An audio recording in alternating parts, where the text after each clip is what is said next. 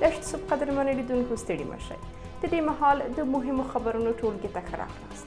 په سر کې د خبرونو سرټکي. په هېواد کې د پخوانیو پوځیانو ناوړه وضعیت. سرچینې وایي چې په تېرو 3 کلونو کې په پکتیکا کې 4 پخواني سرتیري وژل شي. یوې پاکستاني رسنۍ راپور طالبانو د TTP مشر ته په افغانستان کې د اوسېدو او وسلې ګرځولو ځانګړی جواز ورکړی. په غزني کې د لسګونه کورنیو جبري کډه کول. طالبانو د 3 کلیو د اوسېدونکو ځمکې کوچیانو ته وسپارلې. په لویدیځه غاړه کې د یو فلسطیني د ډزو په پایله کې 3 اسرائیلي پولیس ووژل شول. او د روسیې او اوکراین جګړه. مسکو وایي امریکا د روسیې پر خاوره برید کې د خپلو متحدینو له ګډونه ډډه وکړي. بشپړ خبرونه. د پکتیکا سیمه ییزې سرچینې وایي چې پر افغانستان د طالبانو واک ته تر رسیدو وروسته په دغه ولایت کې د پخواني پوځ د 5 قمندانانو په ګډون 4 سرتیري وژل شوي دي. سرچینو د دوشنبې ورځ 8 صبح ورځپاڼې ته ویلي چې طالبانو ناپېژانده وسلوال د دې پیښو اصلي عاملان ښودلي دي. سرچینو د معلوماتو له مخې د پخواني پوځ زیات شمېر سرتیري نادرکه شوي او یو شمېر په مرموز ډول وژل شوي دي. تر اوسه څرګنده نه ده چې د طالبانو لخوا څومره سرتیري وژل شوي دي. طالبانو په تېرو 3 کلونو کې د بېلابېلو تورونو له کبله د هېواد زیات شمېر پخواني سرتیري نیولي، شکنجه کړي او په ځینو مواردو کې یې ان وژلي دي. دا په داسې حال کې ده چې 2 ورځې مخکې د دغې ډلې جنګیالیو په پکتیکا کې د پخواني دولت د پولیسو یو قمندان عبدالرحمن دلاور په ډزو وواژه.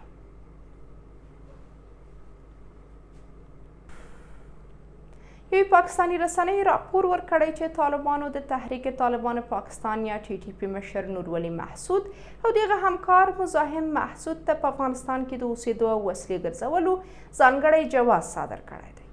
PTV د دوشنبې ورځ د خپلو شته اسنادو په حواله لیکلي چې طالبانو د TTP د 2 لوړپوړو قمندانانو ته یو اراده موټر هم ورکړی دی. د راپور پر بنسټ نورولي ته 2015 فیلډر ډوله موټر او همداراز په 1942 او 1928 نمبرونو سره د 2 کلاشینکوف وسلو د ګرځولو جواز هم ورکړل شوی دی. د راپور پر بنسټ مزاحم د روان کال په لومړیو کې د طالبانو څخه په افغانستان کې د اوسېدو ځانګړی جواز هم ترلاسه کړی دی. د معلوماتو له مخې دا جوازونه یوازې د افغانستان په پلازمینه کابل، سویلي او ختیځو سیمو کې د مفتي مزاحم لپاره د اعتبار وړ دي. هغه هم د نورولي په څېر اجازه لري چې یو موټر او 2 کلاشینکوفونه ولري. طالبانو تر اوسه په دې تړاو کوم خبرګون نه دی ښودلی. تر دې مخکې هم پاکستان ادعا کړې وه چې د طالبانو تر واک لاندې افغانستان کې د دغه هېواد د دولت مخالف قمندانان او وسلوالې ډلې حضور لري. طالبانو تل دا ادعاوې رد کړي دي. تېره اونۍ د طالبانو د پوځ لوی درستیز فصیح الدین فطرت ویلي وو هیڅوک نشي کولی چې په افغانستان کې د TTP وسلوالو حضور ثابت کړي. د غزني سیمه ییزې سرچینې وایي چې طالبانو د دغه ولایت په ناور ولسوالۍ کې د لسګونو کورنیو د جبري وتلو امر کړی دی. سرچینې د دوشنبې ورځ 8 صبح ورځپاڼې ته ویلي چې طالبانو د یوې ناعادلانه پرېکړې له مخې د دې ولسوالۍ د واغ، سردریا او برکي کلیو لسګونه جریبه کرنیزه ځمکه او څړځایونه کوچیانو ته سپارلي دي.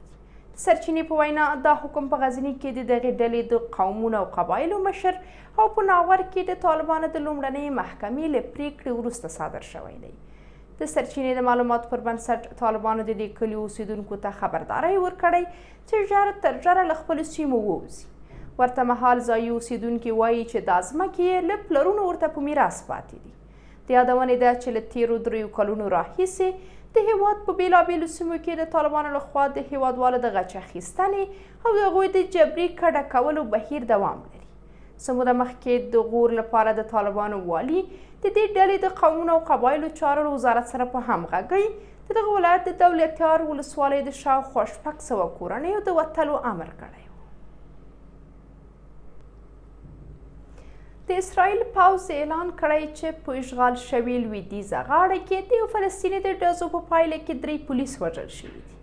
د رویټرز راپور له مخې دا پیښه د یکشنبې ورځ الخلیل ښار ته څیرمه په اشغال شوې لویدیځه غاړه کې رامنځته شوې ده. د دغه راپور له مخې په دې ډزو کې ښکېل فلسطینی هم د اسرائیلي پوځیانو په ډزو وژل شوی دی. د اسرائیل د خزانو وزیر او د امنیتي کابینې یو سخت دریځه غړی بزالول سموتریچ په لویدیځه غاړه کې د فلسطیني وسلوالو پر ضد د لا زیاتو اقداماتو غوښتنه کړې ده. د اسرائیل لومړي وزیر بنیامین نتنیاهو هم په لویدیځه غاړه کې د وسلوالو پر ضد د بریدونو پر زیاتېدو ټینګار کړی دی. د حماس او اسلامي جهاد په څیر وسلوالې ډلې په لویدیځه غاړه کې له اسرائیلي پوځ سره ښکېلې دي. دا په داسې حال کې ده چې څو ورځې مخکې په غزه کې د 6 اسرائیلي برمته شویو کسانو مړي موندل شوي وو. د غزې د جګړې له پیل راهیسې له غزې بهر د فلسطینیانو په بریدونو کې لږ تر لږه 22 اسرائیلیان وژل شوي دي.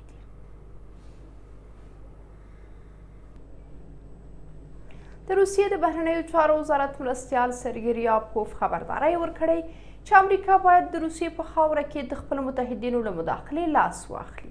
ریابکوف دا څرګندونې د یکشنبې ورځ له ټاس خبري اژانس سره په مرکې کې کړې دي.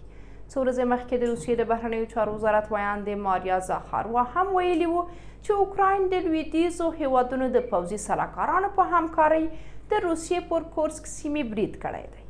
نوموړی هغه مهال ویلي وو امریکایي مزدورانو په انټرنیټ کې په نمایشي ډول د کورسک په سیمه کې د ماشومانو د لوبې ډګر ته څیرمه د اوکرایني ځواکونو د راکټ ویشتلو موقعیت انځور خپور کړ.